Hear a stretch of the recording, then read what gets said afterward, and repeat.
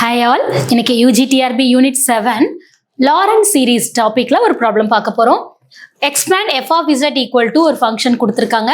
About z equal to -2 அப்படின்னு கொடுத்திருக்காங்க. இந்த Lorentz series சால்வ் பண்றதுக்கு நம்ம என்ன பண்ணுவோம்னா யூசுவலா இதை அப்படியே ஸ்ப்ளிட் பண்றதுக்கு பார்ஷியல் ஃப்ராக்ஷன் மெத்தட்ல ஸ்ப்ளிட் பண்ணி ரெண்டு ரீஜியனா பிரிச்சு அதுக்கப்புறம் சால்வ் பண்ணி நம்ம ஆன்சர் அந்த சீரீஸ் என்னங்கிறத கண்டுபிடிக்க போவோம். அதுக்கு பதிலாக நான் என்ன பண்ண போறேன்னா ஒரு சின்ன ஷார்ட் ட்ரிக்ஸை டைமை ரெடியூஸ் பண்றதுக்கு என்னது அந்த பாயிண்ட் நான் என்ன பண்ணிக்கிறேன் ஒரு டீங்கிற ஒரு சப்ஸ்டியூஷன் மெத்தட்ல நான் எடுத்துக்க போறேன். அப்ப z equal to -2 z + 2 equal to t எடுத்துக்கலாமா?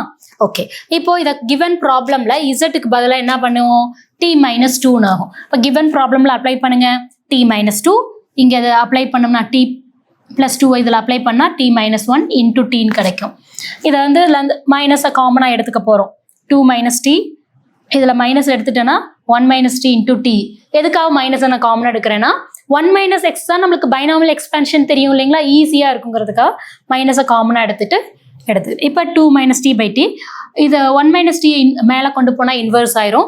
இது நம்மளுக்கு ஃபெமிலியரான பைனாமியல் எக்ஸ்பென்ஷன் ரெண்டுமே மைனஸ்ல இருந்தால் த்ரூ அவுட் த சீரீஸ் வந்து பிளஸ்ல கிடைக்கும். So 1 + t + t² etcetera. இதில் முக்கியமான ஒரு விஷயமே என்னன்னா அந்த கண்டிஷன் வெரி வெரி இம்பார்ட்டன்ட். இந்த டீயோட ரேஞ்ச் வந்து பார்த்தோம்னா 0 < mod t < 1ல இருக்கணும். எதுக்கு இது இம்பார்ட்டன்ட்னு சொல்றேன் அப்படின்னா லாஸ்ட்ல சொல்றேன் பாருங்க. இதை எக்ஸ்பேண்ட் பண்ணிட்டோமா, இந்த 2 - t உள்ளுக்குள்ள மல்டிப்ளை பண்ணா we get the answer like this.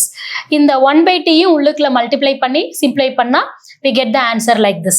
இப்போ மறுபடியும் என் டீக்கு பதிலாக நம்ம என்ன எடுத்துக்கிட்டோம் z + 2 எடுத்துக்கிட்டோமா, அதை இதில் சப்ஸ்டியூட் பண்ணிட்டோம் அப்படின்னா this is our series.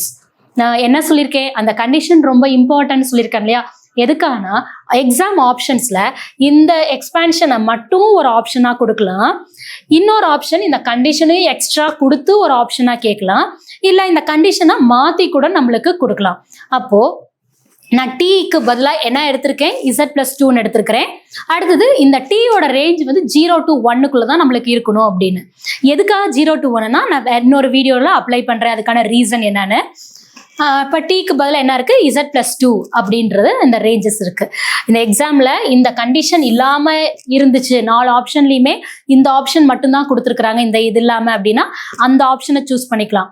நம்மளை கன்ஃபியூஸ் பண்ணுறதுக்கே இது ஒரு ஆப்ஷனாகவும் இது எல்லா கண்டிஷனோட சேர்த்து ஒரு ஆப்ஷனாகவும் கொடுத்துட்டா நம்ம என்ன பண்ணணும், இதை மட்டும் பார்த்துட்டு இந்த கண்டிஷன் இல்லாத ஆப்ஷனை சூஸ் பண்ணால் அவர் ஆன்சர் பிகம் ராங். இந்த கண்டிஷன் இஸ் வெரி இம்பார்ட்டன்ட்.